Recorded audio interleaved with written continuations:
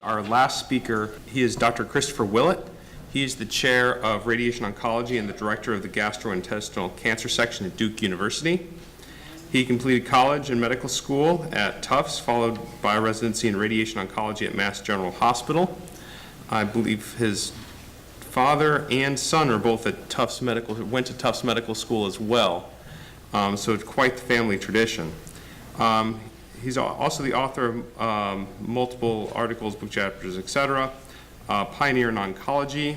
He is one of, I believe, 12 gold medal winners from the American Society of Radiation Oncology. Dr. Willett.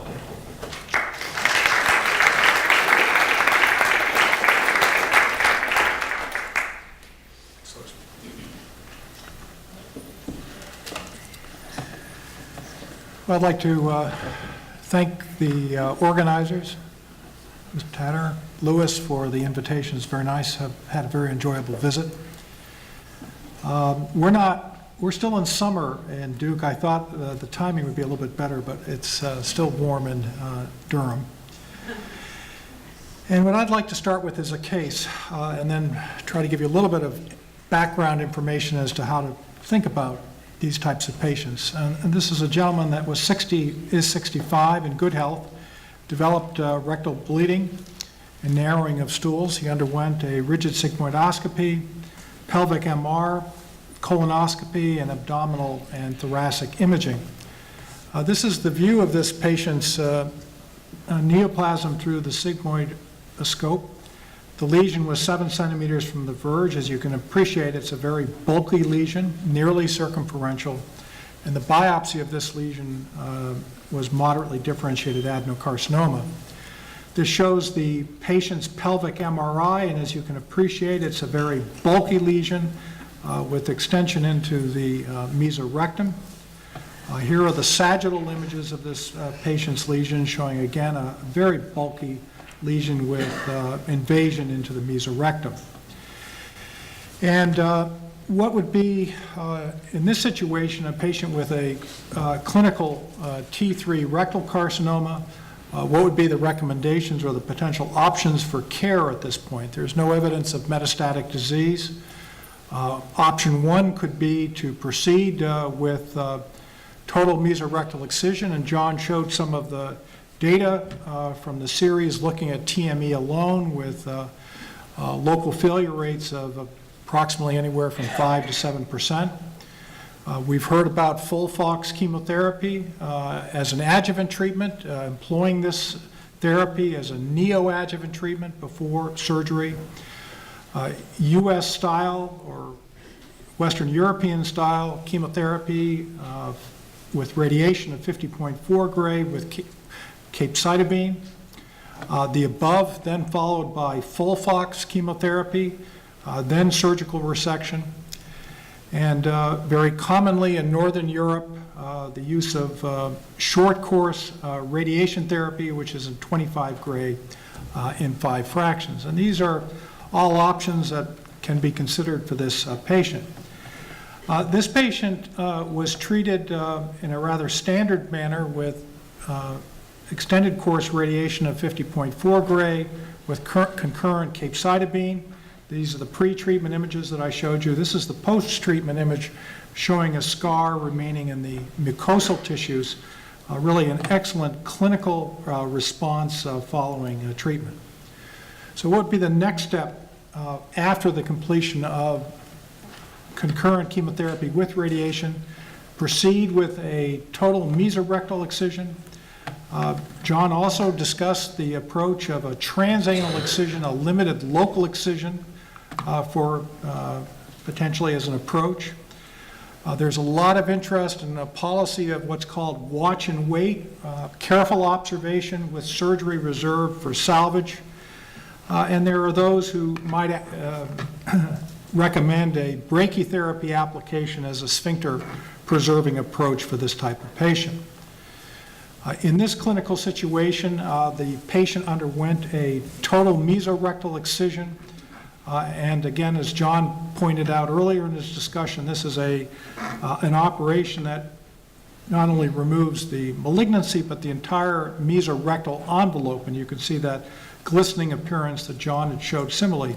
So we can see it in Cleveland, we can see it in Durham as well, this type of operation.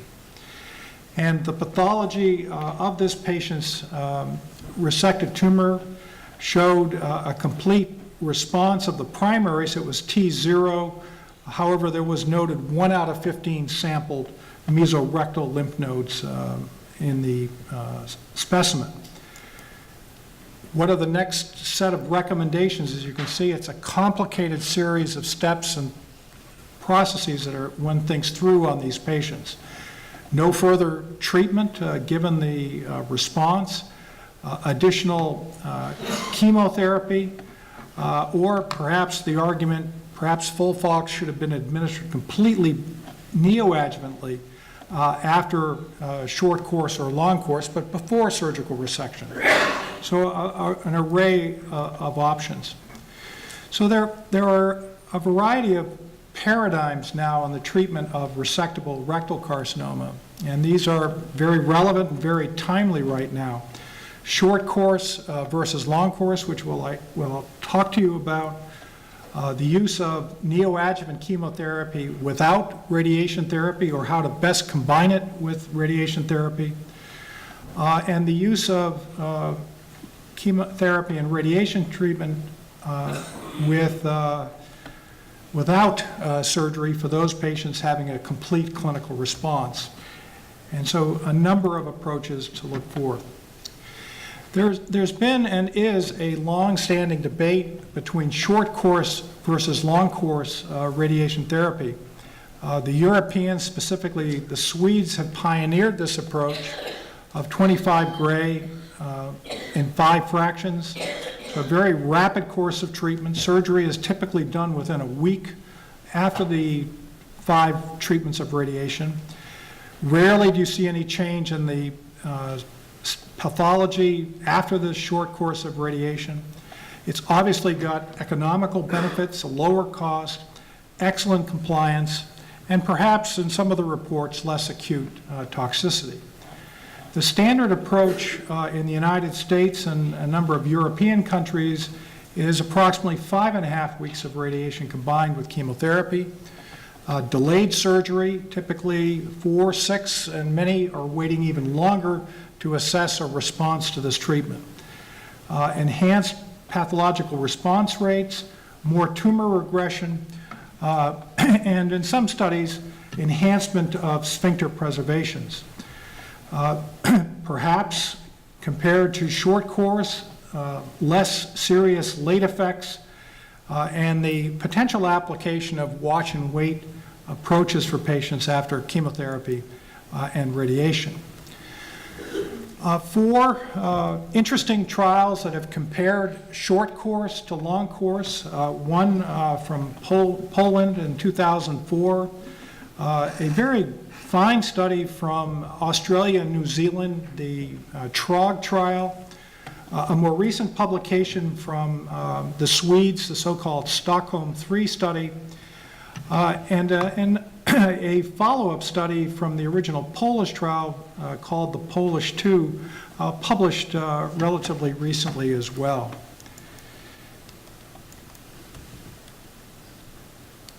And here's the first Polish trial, which was looking at patients with T3/4 rectal carcinoma, randomized to chemoradiation followed by surgery, or short course followed by surgery, and as you can see, within 8 days. Small study, approximately 300 patients with T3/4 resectable distal carcinomas, no involvement of the sphincter, total mesorectal excisions only for distal tumors, and no central quality assurance. And interestingly, in this protocol, there was an agreement among the surgeons that the response of the tumor to chemoradiation in this setting would not in any way change what operation was to be performed for these patients. Here are the results. Short course, path CR rate 1% versus chemoradiation, and this is a typical number you'll see in most of the studies, about 16%. No difference in sphincter preservation rates. A little hard to interpret these results given that the decision as to what operative procedure was made based on the initial staging of the patients. No statistical difference in local failure and no statistical difference in overall survival. Looking at the toxicity rates, the acute toxicities appeared lower than the extended course chemoradiation. Compliance obviously was with just 5 treatments, all neoadjuvantly, approximately 98% compared to chemoradiation. No statistical differences in the late toxicity or severe late toxicities. And it's important to realize that these late toxicities are scored typically between 3 to 5 years, and one really needs to be thinking about toxicities for patients 10, 15, 20 years after these types of treatments are given. I think a larger, more robust trial comes from the TROG group.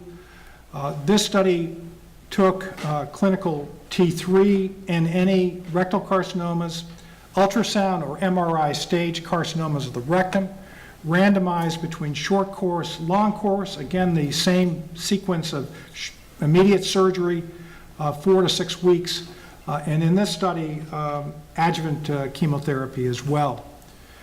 Compliance for both arms of the study was excellent, about 100%, 93%, and the maintenance chemotherapy much better than has been reported in other groups of about 85 versus 86%. Here are the results from this trial. No statistical difference in local recurrence rates, no statistical difference in relapse-free survival, and overall survival. So very interesting and important results given the quality of this trial. More recently, the Stockholm 3 trial has been presented in a couple of manners. This is one of the earlier presentations, and I'll show you the more recent data, 303 patients with, quote, resectable rectal carcinoma. I think the important thing about this study is that there was an arm in the trial in which the surgery after the 25 gray was delayed 4 to 8 weeks versus the typical short course of immediate surgical resection, and then a more protracted course of radiation and delayed surgery. These show the pathological complete response rates on the arms, immediate surgery, delayed surgery, and I think very interestingly, this study suggests and emphasizes the important point of the amount of time after completion of the radiation to when you do your surgical resection and enhancing the pathological complete response rates.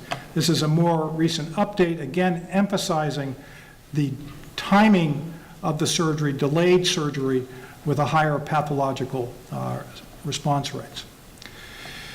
Now, there is, and this is really a tribute to the investigators from Sweden, and I'll show you some of the data from the Netherlands, in following their patients for long periods of time after these neoadjuvant treatments. This is data from the Swedish rectal cancer trial published in the 90s that showed an advantage of short course versus just surgical resection alone. But what this trial does show is the development of late bowel obstructions occurring 10, 12, and further out in these periods of time, emphasizing the importance of following these patients. And this is data looking at the bowel function of patients receiving either short course plus total mesorectal incision versus TME alone, showing at 14 years minimum follow-up marked perturbation in patients' quality of life following these therapies.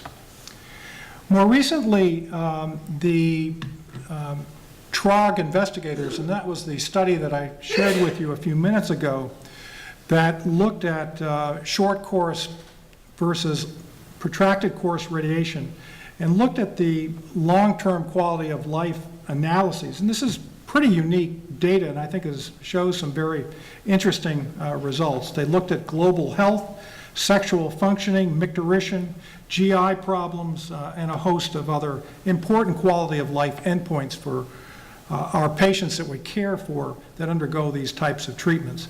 Here are the results of this trial showing no statistical difference between short course, long course, GI, global health, GI, sexual functioning, sexual enjoyment, male sexual problems.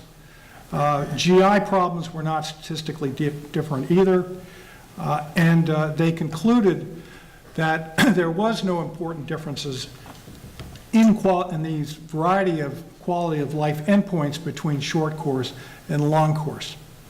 So to summarize the discussion about short course versus long course, similar rates of local control and outcome, similar rates of late intermediate time toxicity, similar impact on quality of life, but I think very importantly, and there's the concern with short course has been because of the high dose per fraction of the late effects at 10, 15 years.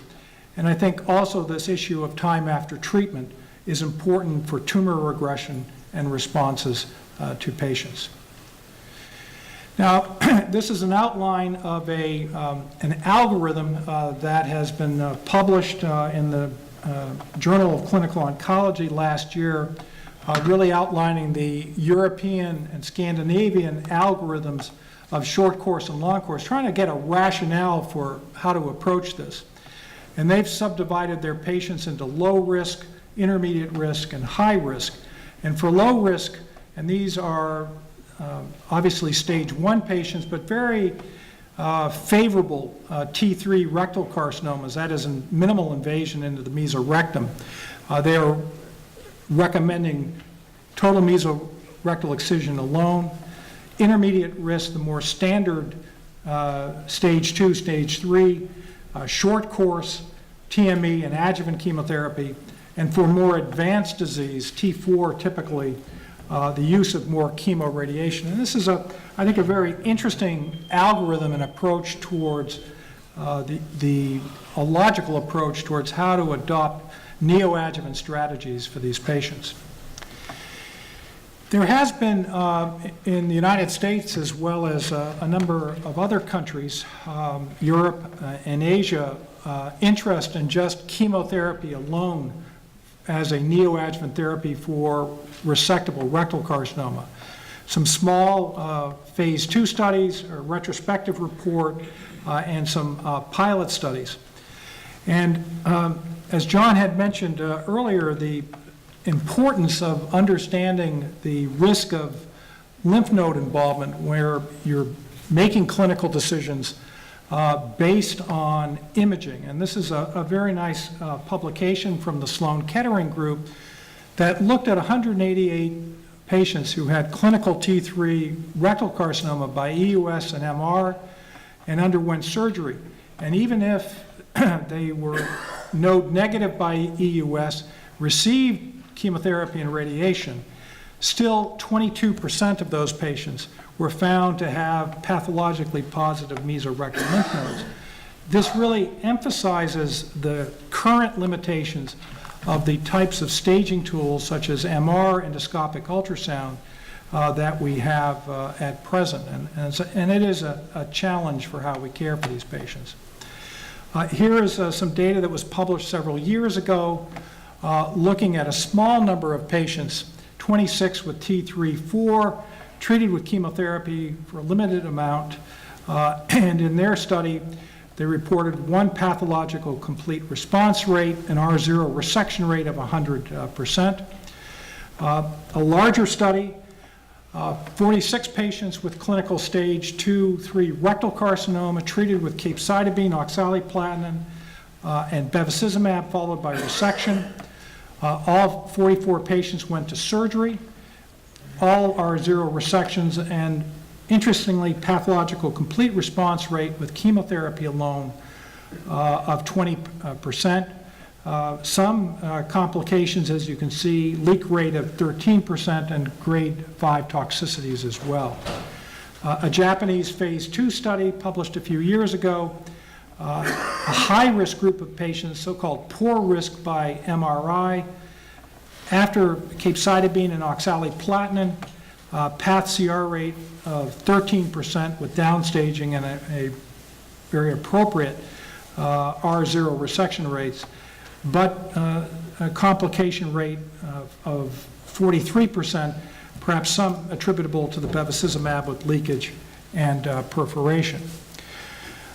I think one important study to remember comes from the Sloan Kettering group that took a prospective phase 2 trial, clinical stage 2-3 rectal carcinomas, treated with FOLFOX bevacizumab for 6 cycles, 32 patients, only 2 had preoperative radiation, and reported a pathological complete response rate of 25%. And here are the survival curves alone. And this study led to the development and activation of a phase 3 trial from the Alliance Cooperative Group that looks at patients who have more proximal rectal carcinomas at 5 to 12 centimeters from the verge. With this clinical staging, T2N1, T3N0, T3N1, a credentialing of the surgeon to be TME credentialed, which is very important in terms of having quality surgery, and these baseline staging studies for these patients. And this study compares 2 arms. One, the standard arm, which is US-style chemoradiation, followed by a TME and maintenance chemotherapy with FOLFOX. And for those patients, and then the experimental arm is chemotherapy first, FOLFOX for 6 cycles. For those patients having a satisfactory response, go on to TME and maintenance chemotherapy. For those patients having less than a 20% response, chemoradiation, TME, and surgery. So basically looking at standard of care chemoradiation versus chemotherapy followed by TME, and the study is steadily accruing. I think importantly there, we do have to think about the toxicities associated with FOLFOX, specifically the peripheral neuropathy, which is not trivial, occurring grade 1 to 3, persisting up to 4 years after treatment, in almost about 15% of the patients. And as our patients continue to live longer, not only the risk of secondary malignancies due to radiation, but to chemotherapy as well. Now, a lot of the rectal carcinomas that we deal with are very challenging. They're very advanced. They are bulky T3 rectal carcinomas, or T4, and there has been interest in intensification of neoadjuvant treatments for these patients. Chemotherapy first, followed by long course radiation, then surgery, short course, long course, chemotherapy, and surgery. So either the chemotherapy before the radiation or the radiation then followed by the chemotherapy. And there is, I think, some very interesting data that's becoming available at the present time. This is an older study, but it's an important one because it's been followed for a long period of time. Now, this is a study from the UK of 105 patients with poor risk rectal carcinoma treated with capecitabine and oxaliplatin for 12 weeks, then chemoradiation, 45 gray TME, and followed by maintenance capecitabine. 11% of the patients did not complete the treatment. Importantly, the whole neoadjuvant treatment was potentially toxic, 5 deaths occurring. The TME rate was 90%, and the path CR rate in these patients was 20%. Another study taking high-risk rectal cancers, randomizing between capecitabine, oxaliplatin, and radiation, followed by TME, and then additional maintenance chemotherapy, or again, giving the chemotherapy first 4 cycles, capecitabine, oxaliplatin, followed by the radiation and chemotherapy, followed by the TME. A couple of important points is, one is that the compliance of administering all the chemotherapy was 96% in the neoadjuvant compared to 71% in the adjuvant setting. So clearly, we try to front load prior to the surgery the neoadjuvant therapies. Here are the results of this trial between chemotherapy, radiation, and TME versus the neoadjuvant approach of chemotherapy followed by chemoradiation, then TME, showing the path CR rates to be quite similar, the five-year overall survivals. No particular differences at this point in this phase 2 study. This is the follow-up to the original Polish trial, and this was recently published. This is looking at, again, very advanced rectal cancers, fixed CT3 or CT4, larger number of patients, 500 patients. They received 5 gray times 5, followed by FOLFOX, then surgical resection, or 50 gray plus 5 FU, and for a period of time, oxaliplatin could or could not be used. So there was some heterogeneity in the neoadjuvant chemotherapy in this particular arm. Here are the results. The R0 resection rates between these approaches were very similar. Path CR rates were pretty similar as well. They did report a very early survival difference with the short course plus chemotherapy versus surgery versus the more standard approach, but the trial is really not powered sufficiently. Was the primary endpoint of this trial, as I recalled, was the pathological complete response rate, which showed no statistical difference. And here are the toxicity results. And there is now a very actively accruing trial in Europe, the Rapido trial, that's again looking at this question of short course chemotherapy versus standard approaches. There was a publication of a multi-site phase 2 trial led by the Sloan Kettering group. And this is a very interesting study. This is about 300 patients with rectal carcinoma, all within 12 centimeters of the verge, well staged, well cared for, very high quality oncologic and surgical management of these patients. And there were 4 arms to this study, or cohorts of patients in the trial. The first group received standard chemotherapy, chemoradiation, then a rest period, then surgery. And then what occurred was a gradual increase in the numbers of cycles of FOLFOX chemotherapy from 2 cycles, 4 cycles, up to 6 cycles. And as you can see, the amount of time from the completion of the chemoradiation to the actual surgical procedure gradually increased from roughly 12 and a half, 13 weeks up to almost 26 weeks of time before surgical resection in arm 4. So here is the time breakout from group 1, which would be the standard, now up to almost 20 weeks in the patients receiving 6 cycles of FOLFOX and the chemoradiation. In terms of the surgical endpoints or the difficulty associated with the operation, they did note a higher incidence of pelvic fibrosis in the patients getting chemotherapy in addition to the chemoradiation. Technical difficulty, however, was not statistically different between these groups of series. Surgical complication results were basically, except for grade 2, were not different, so that's an important finding. And the interesting result in this study was the pathological tumor response rate that showed a path CR rate in the 65 patients receiving the 6 cycles of FOLFOX after the chemoradiation of almost 40% versus the chemoradiation arm of 18%. And as you can see, as a gradual increase in the more cycles of chemotherapy and time to surgery, 25%, 30%, and then up to 38%.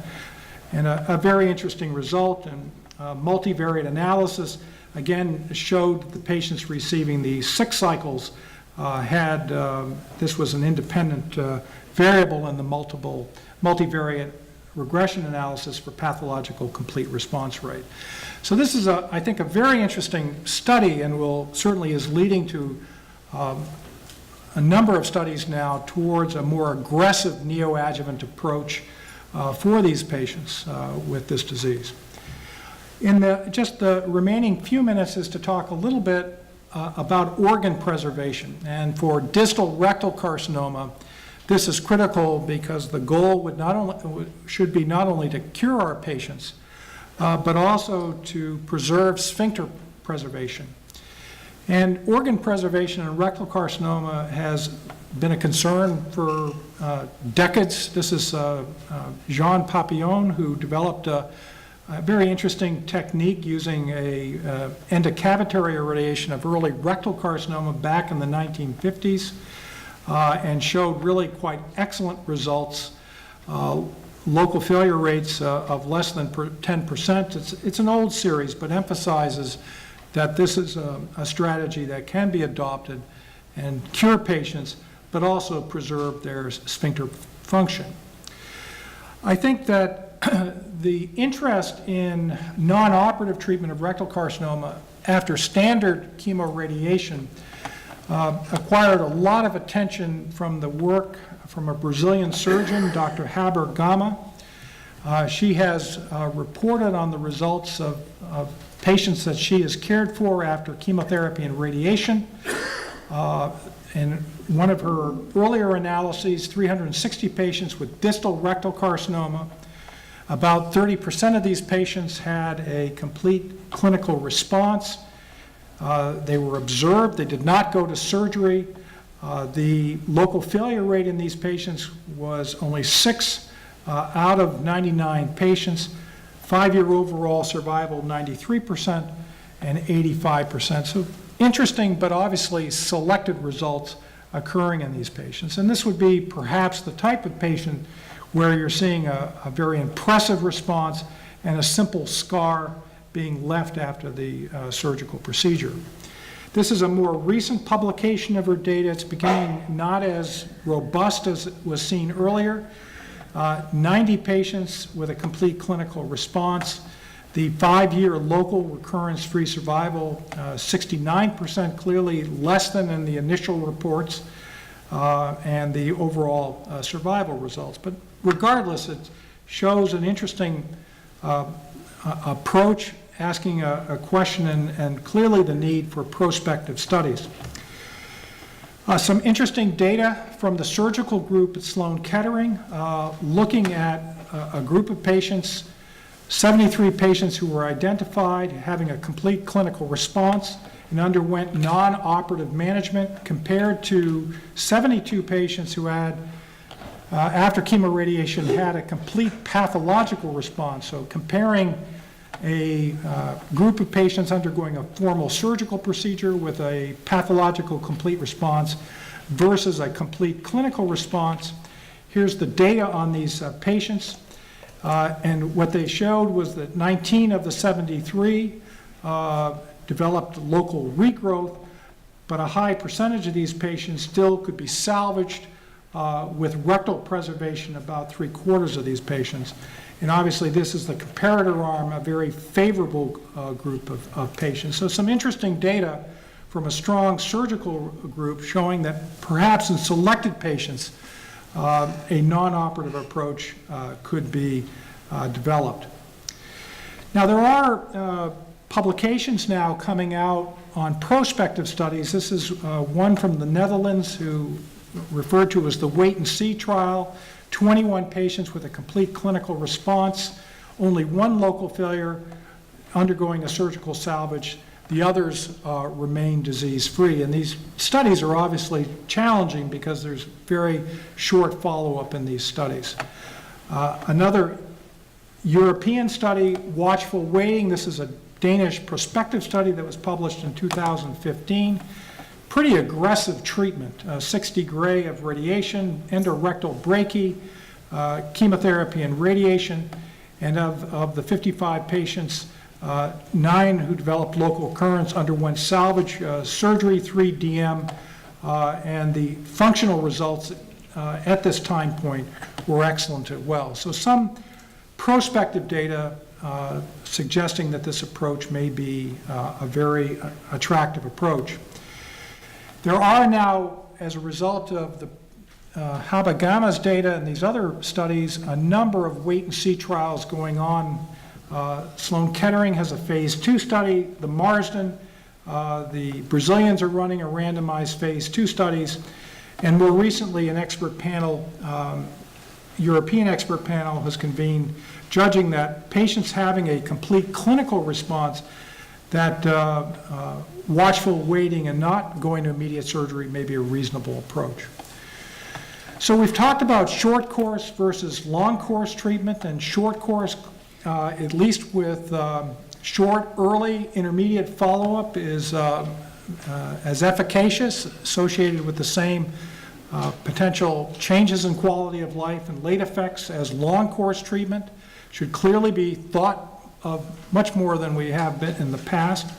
We've talked about different neoadjuvant approaches, employing chemotherapy strategies and when to add radiation for these patients, and perhaps an approach of watchful waiting after chemoradiation for groups of patients. So thank you very much.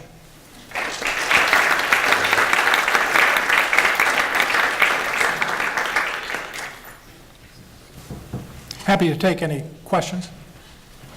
So I'm gonna start with questions. It's only I have done a Papillon, and I know there are not many machines still around. So I was curious, what other mentioning brachytherapy or contact therapy, what other devices you're utilizing to do that approach? Well, there are new KV sources and techniques now that are available and can be used. My experience with Papillon goes back to my residency with the old unit. I think clearly it's a technique that is requires, like the surgical procedure, surgeons a great deal of experience. And in the hands of Europeans, also there have been, the group at WashU has published on this quite a bit as well, and other French series. The results are very good, but they've been used principally for patients who've not been judged to be great operative candidates. So it is a technique that is still there, and in the right hands, Louis, is a very reasonable approach for groups of patients. Yes? Yeah, I guess I have a few questions. So first of all, here in town, the Prospect trial is available. We have two surgeons, which is me and Dr. Lett, and with the DCUP, the Dayton Clinical Oncology Group, the Prospect trial is open here in town for those patients. So please keep that in mind. I think it is a very, very important trial in the treatment for rectal cancer. We have about 8 or 10 patients already here from town included in the trial. Then I have two questions, I guess. Why is the short course radiation truly that much not used in the US? And I've used it on once or twice on one of my patients after a lot of discussions with everyone else. Number two, what do you personally do with these very early stage T3 cancers, like the low risk, small invasion into the mesorectum, mid to higher rectal cancers? Do you routinely radiate them as it's still recommended in the NCCN guidelines, or do you get away from those being radiated and just going to TME plus minus chemotherapy? Yeah, two very good questions.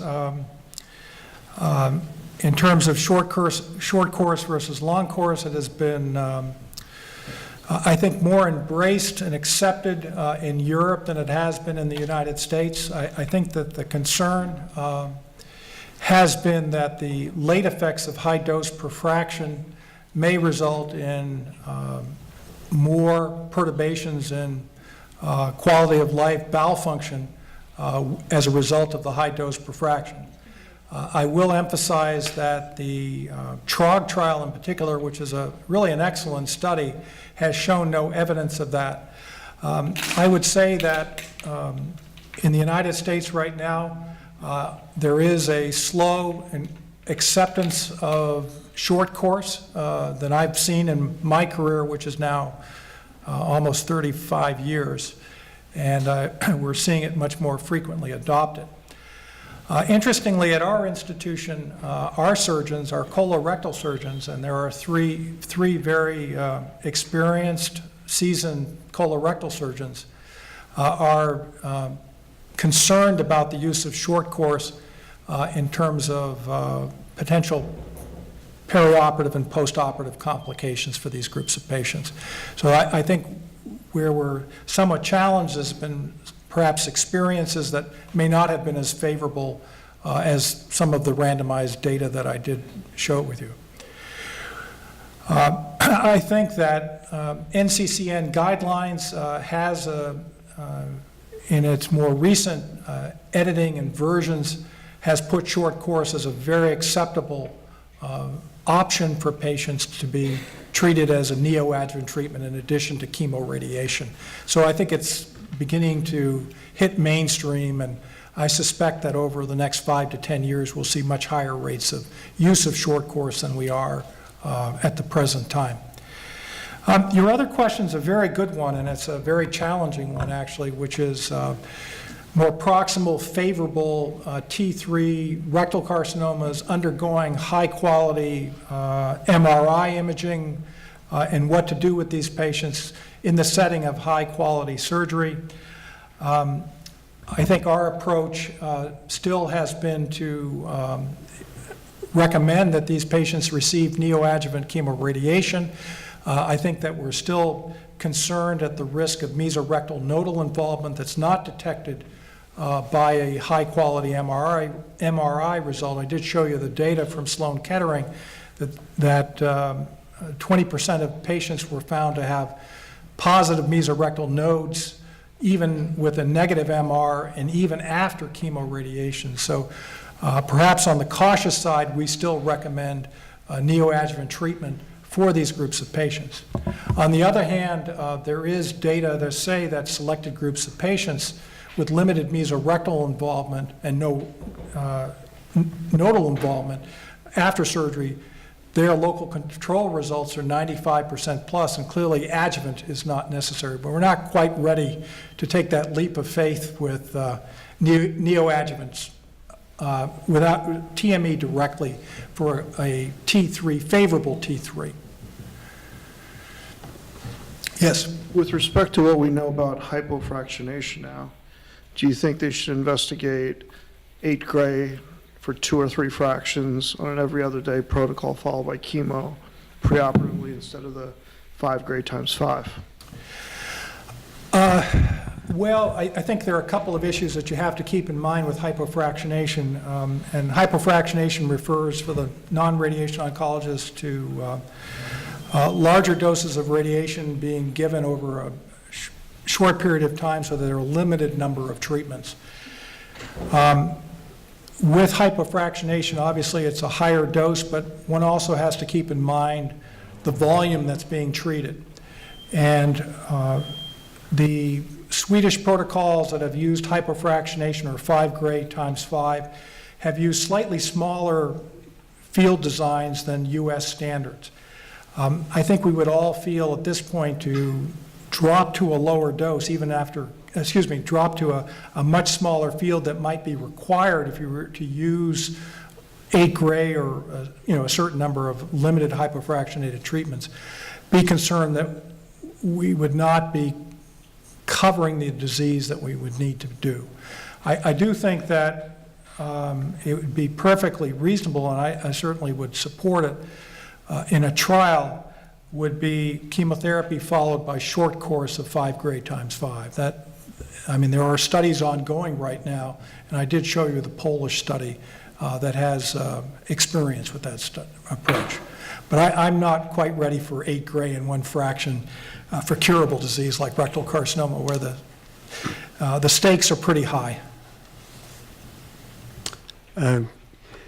Two questions that are very similar.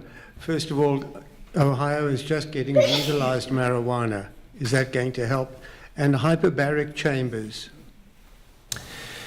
No experience with marijuana use during treatment approach. The issue of hyperbaric would relate to late effects such as necrosis, less of an issue in, as a toxicity, if you will, for pelvic radiation for rectal carcinoma. We have referred patients to hyperbaric centers, typically after head and neck irradiation, where patients have been extensively treated, commonly after recurrence, and perhaps some benefit to it. It's a mixed, the studies have been mixed on it, but it has been employed. It's a good point. You did say that patients were not accepting some of the treatments, and that's where I was thinking that maybe the marijuana, because we're just getting it now in Ohio for the first time legally. That's an interesting idea. I'll think about that next time. Thank you. I just wanted to make one comment regarding the short course that you spoke of. So we've used short course within the past couple of years in a select group of patients, which is typically the patient with synchronous presentation of rectal cancer and liver metastases. So they'll get their 6 cycles of FOLFOX chemotherapy. We'll then, after about 3 weeks, give them a 1-week course of short course, and then the following week take them to surgery for a combined surgery. So I think that's a good use for it, because you don't want to wait that extended period of time without good systemic chemotherapy to treat the liver metastases.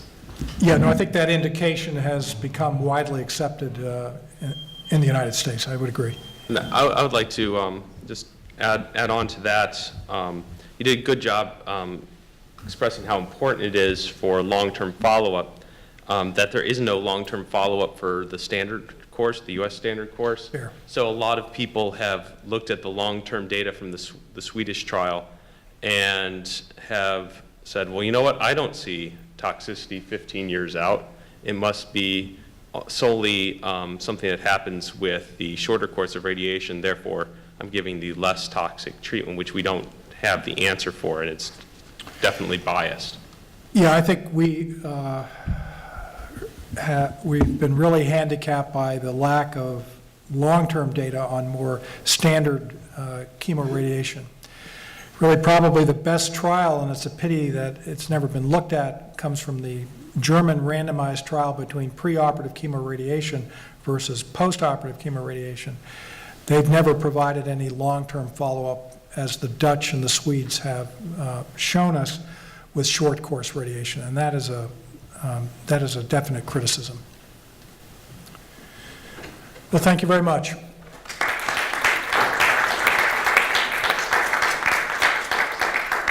Thank you very much for coming. Thank you again to Mr. Tatar for making this symposium possible. Thank you to our speakers for making the trip to Dayton.